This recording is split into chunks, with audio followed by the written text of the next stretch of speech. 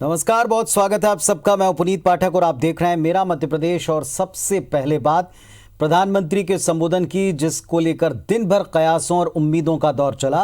प्रधानमंत्री नरेंद्र मोदी शाम को 6 बजते ही देश के नाम संदेश देने के लिए आए और कहा कि कोरोना अभी खत्म नहीं हुआ, चला नहीं गया। ये समय देशवासियों के लापरवाह होने का नहीं है। उन्होंने चेताया कि कोरोना के खिलाफ लड़ाई में हर भारतीय के प्रयास से आज स्थिति संभली है और उसे नहीं बिगड़ने देना है। उन्होंने कहा कि जब तक इस महामारी की वैक्सीन नहीं आ जाती तब तक कमजोर नहीं पड़ना है। प्रधानमंत्री ने कहा कि भारत में कई स्तर के ऊपर वैक्सीन की खोज वैज्ञानिक कर रहे हैं, काम जारी है। आज देश में फैटेलिटी रेट कम है, रिकवरी रेट ज्यादा है। अमेरिका और ब्राजील जैसे विकसित देशों में 10 लाख लोगों में संक्रमितों का आंकड़ा 25,000 है, लेकिन भारत में 10 लाख लोगों में मृत्यु दर 83 है। अमेरिका, ब्राजील, ब्रिटेन जैसे देशों में ये 600 के ऊपर है। साधन संपन्न देशों की तुलना में भारत अपने ज्यादा से ज्यादा नागरिकों को बचाने में अब तक सफल रहा है, इसीलिए सतर्क ही रहना है। भारत में प्रति 10 लाख लोगों में मृत्यु दर 83 है, जबकि अमेरिका, ब्राजील, स्पेन, ब्रिटेन जैसे अनेक देशों में ये आंकड़ा 600 के पार है। चलिए मध्य प्रदेश की खबरों पर आते हैं। सबसे पहले एक अच्छी खबर जो कर्मचारियों के लिए सरकार ने दी है। मध्य प्रदेश के सरकारी कर्मचारियों के लिए खुशखबरी है। दीपावली से पहले सभी कर्मचारियों को 7वें वेतनमान के एरियर की पहली किश्त करीब 25% के हिसाब से उनको दी जानी है।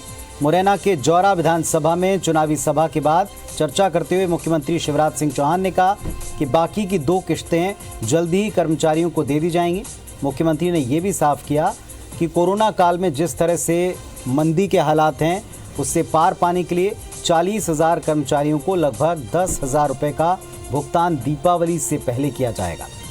इससे कर्मचारी दीपावली के मद्देनज़र अपनी खरीदारी कर सकेंगे, परिवार की ज़रूरत पूरी कर सकेंगे। लेकिन अब दिवाली के पहले एरियर की तीसरी किस्त का 25% पैसा कर्मचारी बहनों और भाइयों को दिया जाएगा। इसके बाद फिर इसी वित्तीय वर्ष में हम पूरा पैसा जो उनके एरियर का है वो उनके खाते में डाल देंगे। मध्य प्रदेश कांग्रेस अध्यक्ष कमलनाथ के कैबिनेट मंत्री इमरती देवी पर दिए गए बयान पर राहुल गांधी ने प्रतिक्रिया में कहा कि जिस भाषा का इस्तेमाल कमलनाथ ने किया, मैं उसे निजी तौर पर पसंद नहीं करता हूं। वहीं इस पर कमलनाथ ने प्रतिक्रिया में कहा कि वो अपने बयान पर पहले ही खेद जता चुके हैं, उनका मकसद किसी का अपमान नहीं था। जबकि सीएम शिवराज ने सीधे तौर पर माफी की मांग की। मध्य प्रदेश में उपचुनाव के माहौल के बीच प्रदेश कांग्रेस अध्यक्ष कमलनाथ के बयान पर राजनीति गरमाई हुई है। एक तरफ बीजेपी ने मोर्चा खोल रखा है, तो वहीं दूसरी तरफ कांग्रेस के पूर्व राष्ट्रीय अध्यक्ष राहुल गांधी ने भी प्रतिक्रिया दी है। राहुल गांधी ने कहा है कि कमलनाथ मेरी पार्टी के हैं, लेकिन मैं निजी तौर पर उन्होंने जो कहा है उसे पसंद नहीं करता। ये दुर्भाग्यपूर्ण है।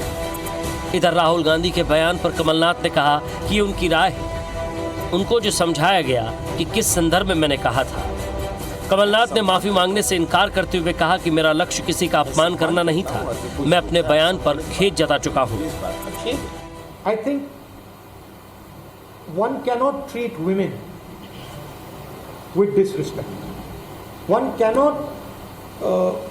Kamalnath ji is from my party, but I don't like personally the type of language that Kamalnath ji has used, and I don't appreciate it. I think it's unfortunate. अब वो राहुल जी की राय है और उनको जो समझाया गया कि किस संदर्भ में मैंने ये कहा था, मैंने तो साफ कर दिया मैं किस संदर्भ में कहा था। इसमें और कहने की आवश्यकता नहीं है। सर, क्या कमलनाथ जी आप माफी मांगेंगे इमरती देवी से? हम मैं क्यों माफी मांगूंगा? मैंने तो कह दिया कि मेरा लक्ष्य नहीं था किसी का अपमानित करना। अगर कोई अपमानित इससे एहसास करता है तो मुझे खेद है, ये तो कल मैंने कह दिया। इधर सीएम शिवराज सिंह चौहान ने कहा है कि इस मामले में कमलनाथ को सीधे तौर पर माफी मांगनी चाहिए। वो भी पूरे देश ने देखी है। इसके कारण किंतु परंतु किसी को ये कहने पे विवश हुए, लेकिन ये माफी नहीं है, ये तो और बड़ा पाप है। अब तक अब भी इमरती देवी जी का नाम आपको याद नहीं आया। 24 घंटे पूरे देश ने इमरती देवी जी को देखा है, आपके मंत्रिमंडल की सदस्य रही हैं, सीधे सीधे माफी क्यों नहीं मांगते? इधर कांग्रेस नेता भूपेंद्र गुप्ता ने सीएम शिवराज को खत लिखा है, जिसमें उन्होंने मांग की है कि अगर बीजेपी सरकार को आइटम शब्द गाली लगती है तो उसे सरकारी कामकाज की भाषा से हटा दिया जाए। इस पर बीजेपी ने निशाना साधा है। मैंने जो है मध्य प्रदेश के मुख्यमंत्री महोदय को एक पत्र कांग्रेस पार्टी की तरफ से लिखा है और पत्र में हमने उनसे आग्रह किया है कि मध्य प्रदेश सरकार के किसी भी शासकीय कार्य में आइटम नामक शब्द का प्रयोग वर्जित होगा, इसे प्रतिबंधित करें। हमें लगता है कांग्रेस पार्टी आइटम के मामले में जिस तरीके से बैकफुट पे गई है, आज माफी मांगने को लेकर पीछे हट रही है, उनको माफी मांगना चाहिए स्पष्ट रूप से, और इमरती देवी के पैर छूकर माफी मांगना चाहिए। उनके लिए जो शब्द उपयोग हुआ है, इस तरह की सफाई जो अब काम नहीं आएगी, उल्टा कांग्रेस को गर्ज में ले आने का कार्य करेगी। आपको बता दें कि रविवार को डबरा की चुनावी सभा में कमलनाथ ने मंत्री इमरती देवी पर विवादित टिप्पणी की थी, जिसके बाद से प्रदेश की राजनीति में भूचाल आ गया है। बीजेपी ने इसे दलित महिला के अपमान से जोड़कर चुनावी मुद्दा बना लिया है। वहीं कांग्रेस प्रदेश में बढ़ते महिला अपराध और बिसाहूलाल के बयान को लेकर बीजेपी पर पलटवार कर रही है। Bureau report, IBC 24। इधर अनूपपुर सीट से भारतीय जनता पार्टी के प्रत्याशी और मंत्री बिसाहूलाल सिंह के बयान पर बवाल मचा है। उन्होंने कांग्रेस प्रत्याशी विश्वनाथ सिंह की पत्नी पर विवादित टिप्पणी की, साथ ही जिला कांग्रेस अध्यक्ष की दुर्दशा कर देने की धमकी दी।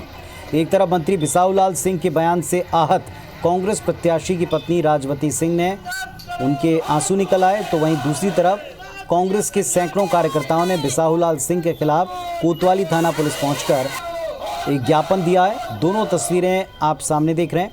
अनूपपुर से कांग्रेस प्रत्याशी विश्वनाथ सिंह की पत्नी राजवती सिंह का एक वीडियो मीडिया में वायरल हो रहा है, जिसमें वो बेहद भावुक हैं।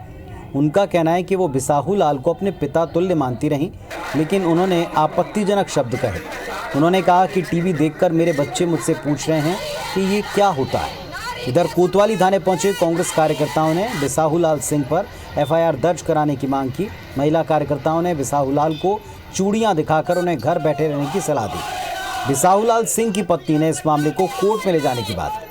जिला कांग्रेस अध्यक्ष जयप्रकाश अग्रवाल को दी गई धमकी की भी शिकायत की गई। कांग्रेस जिला अध्यक्ष ने पुलिस को ज्ञापन सौंपकर जान माल की सुरक्षा की मांग की है।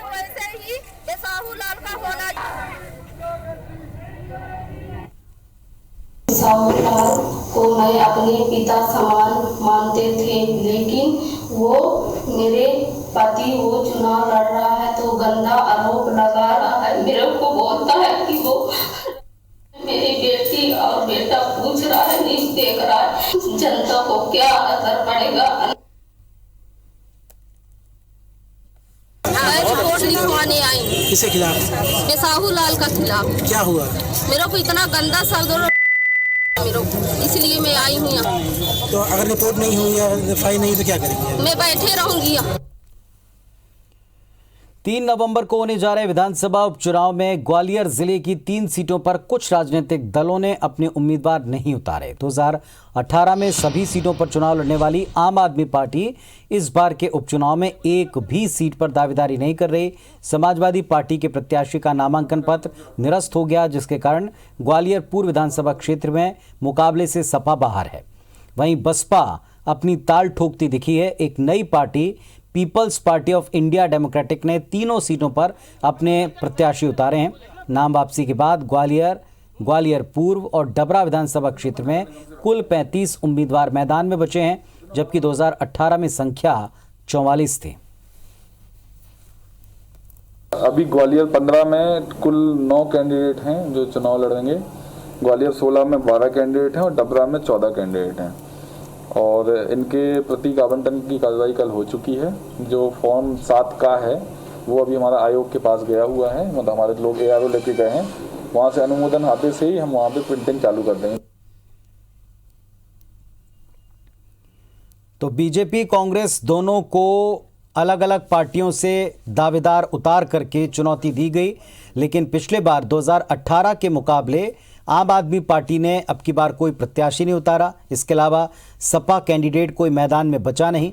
बसपा जरूर इसमें ताल ठोक रही है। 44 पिछले बार कैंडिडेट थे इन 3 सीटों पर, अब की बार केवल 35 बचे।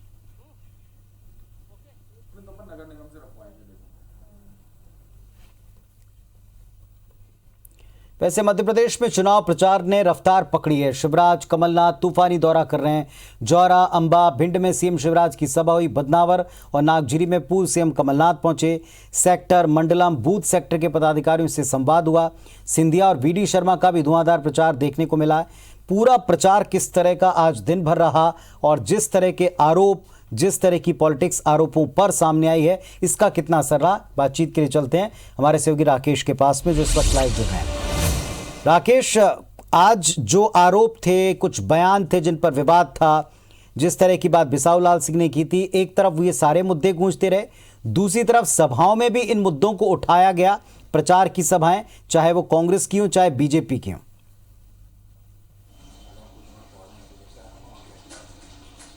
हाँ बिल्कुल पुनीत, और आज राजधानी भोपाल से लेकर तमाम ऐसे विधानसभा सीट जहां पर कि बीजेपी और कांग्रेस के दिग्गज नेता पहुंचे थे, जो मुख्य रूप से आज के 2 मुद्दे महत्वपूर्ण रहे। एक मुद्दा ये कि ग्वालियर में जो बीजेपी की ओर से अधिकृत तौर पर पोस्टर लगाया गया, उसमें ज्योतिरादित्य सिंधिया का फोटो नहीं था, यानी चुनावी रथ के बाद बीजेपी ने अपने मुख्य पोस्टर से भी सिंधिया का फोटो गायब कर दिया है। वहीं दूसरी ओर से जो मुख्य एक मुद्दा अभी भी बना हुआ है इमरती देवी को लेकर लगातार बीजेपी और कांग्रेस की ओर से न सिर्फ बयानबाजी का दौर जारी है चुनावी सभाओं में, न सिर्फ इसको एक मुख्य कैंपेनिंग बनाया जा रहा है, बल्कि इसको लेकर पत्रों लिखे जाने का भी लगातार सिलसिला जारी रहा। और फिलहाल हम बात करें जहां पर ग्वालियर की, जहां पर कि आज जब बीजेपी की ओर से अधिकृत तौर पर पोस्टर लगाया गया, हालांकि जो सिंधिया समर्थक कैंडिडेट हैं वो जरूर ज्योतिरादित्य सिंधिया का फोटो जो है अपने पोस्टर्स में लगाए हुए हैं, लेकिन पार्टी की ओर से जो सिंधिया का फोटो नहीं था और इसको लेकर भी जो क्रिया प्रतिक्रिया का दौर जारी रहा। बीजेपी का यह कहना है कि पार्टी की जो गाइडलाइन है उसी के तहत काम किया जा रहा है। वहीं कांग्रेस ने साफ तौर पर आरोप लगाया कि सिंधिया को बीजेपी ने अलग थलग कर दिया है। दूसरी ओर जो इमरती देवी को लेकर पूरा जो जिस तरह से एक बीजेपी की कैंपेनिंग चल रही है, लेकिन वहीं दूसरी ओर जो बीजेपी के मंत्री बिसाहू लाल साहू है, उसको लेकर अभी तक बीजेपी की ओर से ऐसे अधिकृत तौर पर कोई प्रतिक्रिया सामने नहीं आई। और जो लगातार पत्र का दौर राजधानी भोपाल से लेकर ग्वालियर तक चला है और इसमें कहीं ना कहीं कांग्रेस की ओर से लगातार सवाल दागा जा रहा है। हाल ही में महिला आयोग की प्रदेश जो अध्यक्ष हैं राज्य महिला आयोग की सुबह ओझा, उन्होंने भी निशाना साधा। उन्होंने कहा है कि एक और बीजेपी के साथ तमाम जो बीजेपी के बड़े नेता हैं वो इमरती देवी को लेकर लगातार बयानबाजी कर रहे हैं और इसके साथ ही वो सोनिया गांधी तक को पत्र लिख रहे हैं। लेकिन दूसरी ओर बिसाहू लाल साहू जो सिंह हैं, उन्होंने जिस तरह से कांग्रेस प्रत्याशी की पत्नी के लिए जो शब्द कहे हैं उसको लेकर अब तक किसी तरह का कोई एक्शन नहीं हुआ है। और जो पूर्व सीएम कमलनाथ हैं, उन्होंने जो सीएम को शिवराज सिंह चौहान को पत्र लिखकर यह कहा था कि आपको इस मामले में भी अपनी प्रतिक्रिया देना चाहिए, अपने राष्ट्रीय जो पदाधिकारी उनको पत्र लिखना चाहिए। हालांकि इसके बदले में सीएम शिवराज सिंह चौहान ने भी आज पूर्व सीएम कमलनाथ को पत्र जारी किया है। तो फिलहाल हम बात करें मुख्य रूप से जो फोकस रहा आज दिन भर का इन दोनों ही मुद्दों को लेकर रहा है। और जो तमाम चुनावी सभाएं हो रही हैं, चाहे हम कांग्रेस से पूर्व सीएम कमलनाथ की बात करें, वो लगातार इस बात को लेकर जनता तक अपना मैसेज पहुंचा रहे हैं कि इस बात को लेकर वो खेद व्यक्त कर चुके हैं। हालांकि उनकी मंशा किसी को अपमानित करने की नहीं थी, किसी को ठेस पहुंचाने की नहीं थी। यदि फिर भी किसी को लगता है कि उसके मन को ठेस पहुंची है तो वो खेद व्यक्त करते हैं। लेकिन बीजेपी की ओर से बात करें, तमाम बीजेपी के बड़े नेता, चाहे वो सीएम शिवराज सिंह चौहान हो, नरेंद्र सिंह तोमर हो, बीजेपी के प्रदेश अध्यक्ष वीडी शर्मा या फिर दूसरे ऐसे नेता जो कि लगातार सभाएं कर रहे हैं, उनके भाषणों में ये आज जो इमरती देवी को लेकर लगातार मुख्य रूप से फोकस इस बात पर किया गया है। यानी कह सकते हैं कि जो बीजेपी की तैयारी इस बात को लेकर है कि कहीं ना कहीं इस बात को एक मुख्य बनाया जाए और बनाने का प्रयास भी लगातार बीजेपी करती रही है। तो साफ तौर पर जो हम कह सकते हैं कि ये जो मुख्य रूप से 2 मुद्दे आज पूरी जो है आज कैंपेनिंग के दौरान, सभाओं के दौरान और तमाम जो प्रदेश कार्यालय है, वॉर रूम है, यही एक मुख्य रूप से आज चर्चा का विषय बने रहे हैं। लेकिन पुनीत, एक बात जरूर है कि जो जिस तरह से पूरे मध्य प्रदेश का उपचुनाव जा रहा है, जिन मुद्दों को घुमाया जा रहा है, जिन मुद्दों पर केंद्रित किया जा रहा है, इसमें कहीं ना कहीं जो सबसे घाटे में रहने वाली है वो इन 28 सीटों की जनता रहने वाली है। क्योंकि जनता ने जिस आधार पर पहले वोटिंग की थी और जनता जिस आधार पर अभी वोट करने का मन बना रही है, कहीं ना कहीं ये मुद्दे उस पर जनता के मुद्दे इस पूरे कैंपेन से गायब हैं मूलतः। और पोस्टर पॉलिटिक्स से लेकर किसने किसको क्या कहा, किस तरह के आरोप लगाए, उस पर सफाई, उस पर एफआईआर, इसी के इर्द गिर्द पूरा कैंपेन भी दिख रहा है। बहुत शुक्रिया आपका इस पूरी जानकारी के लिए राकेश। उपचुनाव में माहौल के बीच में ग्वालियर चंबल में ज्योतिरादित्य सिंधिया एक चर्चा का विषय हमेशा बने रहते हैं। भारतीय जनता पार्टी के अधिकृत बैनर पोस्टर से सिंधिया इस वक्त गायब हैं और कांग्रेस ने इसे मुद्दा बनाया।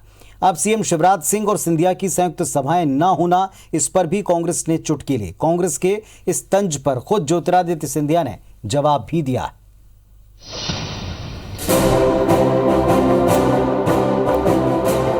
ग्वालियर की सड़कों पर लगे ये पोस्टर्स ध्यान से देखिए। इनमें सीएम शिवराज का फोटो है, बीजेपी प्रदेश अध्यक्ष बीडी शर्मा की तस्वीर भी है, लेकिन ज्योतिरादित्य सिंधिया इनसे गायब। कांग्रेस ने एक बार फिर इस पर तंज कसा है। कांग्रेस का कहना है कि जनता के बीच सिंधिया की साख गिर चुकी है, इसीलिए बीजेपी अब उनसे किनारा कर रही है, जबकि भाजपा इसे पार्टी का प्रोटोकॉल बताती है, जिसके तहत पार्टी के अधिकृत चुनाव सामग्री में सत्ता और संगठन के मुखिया को ही जगह मिलती है। खुद ज्योतिरादित्य सिंधिया ने कांग्रेस को जवाब देते हुए कहा कि कई दिनों बाद कांग्रेस को मेरी चिंता हो रही है, इसके लिए धन्यवाद। इस अंचल की जनता ज्योतिरादित्य सिंधिया जी का जो उन्होंने कृत्य किया है उसकी वजह से चेहरा देखना नहीं चाह रही है, इसलिए भारतीय जनता पार्टी समझ गई है और वो पुनः शिवराज सिंह जी और बीडी शर्मा के चेहरे पर चुनाव लड़ना चाह रहे हैं। शिवराज जी की नेतृत्व में हम सब लोग राष्ट्र उत्थान के लिए माननीय नरेंद्र मोदी जी, प्रदेश के विकास के लिए माननीय शिवराज सिंह जी की अगुवाई में पूरी भारतीय जनता पार्टी एक है। मैंने कहा कि सारे लोग समाहित हैं। कई दिनों बाद कांग्रेस को मेरी इतनी चिंता हो रही है कि मेरा फोटो रथ भी नहीं है, मेरा फोटो यहाँ नहीं है। मैं कांग्रेस के मेरे सभी सहभागियों को कहना चाहता हूँ, उनकी चिंता के लिए बहुत धन्यवाद, लेकिन मेरा चिंता न करें। मैं जैसे जनसेवा में लगा था, आज भी मैं जनसेवा में लगा हूँ। इधर ग्वालियर चंबल में बीजेपी ने प्रचार की रणनीति में बदलाव किया है। पहले प्रचार की पटरी पर शिव ज्योति एक्सप्रेस सरपट दौड़ रही थी, लेकिन अब शिवराज और महाराज एक साथ नजर नहीं आ रहे, बल्कि सीएम शिवराज के साथ तोमर दिख रहे हैं। कांग्रेस ने इस पर भी चुटकी ली। बीजेपी को भी ये स्पष्ट हो गया है कि जितनी लोकप्रियता सिंधिया जी की थी, वो दिन प्रतिदिन लोकप्रियता के साथ उनकी साख भी गिरती जा रही है। ये उन्होंने स्पष्ट रूप से तब बता दिया जब उन्होंने अपनी जो लिस्ट निकाली स्टार प्रचारक की, उसमें सिंधिया जी को 10 नंबर ही बनाती है। अरे मेरे कहना सिंधिया जी के दौरे हो गए। सिंधिया जी इस समय अब उधर हैं, बाकी 12 सीट भी तो ही है, 16 सीट थोड़ी है हमारे सामने। तो सिंधिया जी के दौरे वहाँ हैं। अब सब एक साथ, कमलनाथ अकेले हैं इसलिए अकेले दिखते हैं, हमारे नेता सब वरिष्ठ हैं, बराबरी के हैं, तो सबके अलग अलग दौरे हो रहे हैं। बीजेपी चाहे जितने तर्क दे ले, लेकिन सिंधिया का बीजेपी के प्रचार रथ पर फोटो न होना, स्टार प्रचारकों की सूची में सिंधिया का 10वें नंबर पर होना, सीएम के साथ उनकी सभाएं न होना और अब ग्वालियर चंबल में पार्टी के बैनर पोस्टर से सिंधिया का चेहरा गायब होना, ये सब अंचल में चर्चा का विषय बना हुआ है, जिसे कांग्रेस भुनाने की पूरी कोशिश में है। गुना से नीरज योगी के साथ नासिर गौरी, IBC 24 ग्वालियर। दशहरा पर्व पर बोनस न दिए जाने से नाराज पश्चिम मध्य रेल कर्मियों ने जबलपुर रेल मंडल दफ्तर के सामने केंद्र के खिलाफ प्रदर्शन किया, नारेबाजी की।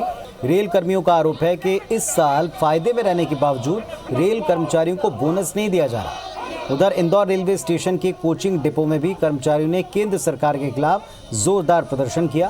कर्मचारी कहते हैं कि दशहरे पर पिछले साल बोनस देने की घोषणा की गई, लेकिन महामारी का हवाला देकर इसे बंद कर दिया। जनवरी 20 से जुलाई 21 तक रोके गए महंगाई भत्ते पर लगाई रोक लगा दी। National federation of Indian railway के आह्वान पर वेस्टर्न रेलवे मजदूर संघ ने रतलाम मंडल में भी मोर्चा खोला।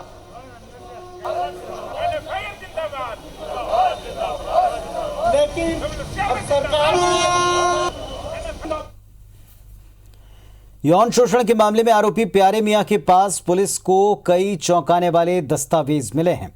भोपाल में जांच के दौरान तन्वी फातिमा नाम की एक महिला का पता चला, जिसे पहले प्यारे मियां ने अपना दोस्त बताया, लेकिन अब पुलिस को तन्वी और प्यारे मियां की शादी के दस्तावेज मिले हैं। इस आधार पर पुलिस उसकी पत्नी तन्वी फातिमा की तलाश में, क्योंकि चंदन नगर में अवैध कॉलोनी काटने के मामले में जो दस्तावेज मिले इसमें तन्वी फातिमा का नाम शामिल है। इंदौर की पलासिया पुलिस ने प्यारे मियां के दोस्त जाफर को पहले हिरासत में लिया। अवैध कॉलोनी के मामले में प्यारे मियां के खिलाफ चंदन नगर पुलिस ने मामला दर्ज किया है। तनवीर फातिमा जो इस लैंड में इनकी पार्टनर थी, वो भी इसमें प्रकरण में आरोपी बनाई गई है, उसको भी तलाश किया गया था। लेकिन बाद में एक डॉक्यूमेंट मिला है जिसमें इनका निकाहनामा पाया गया है और ये उनकी पत्नी होना पाई गई है। अभी फरार है, इसको तलाश किया जा रहा है। तो इस बुलेटिन में फिलहाल इतना ही। खबरों और अपडेट्स के लिए आप देखते रहिए IBC 24।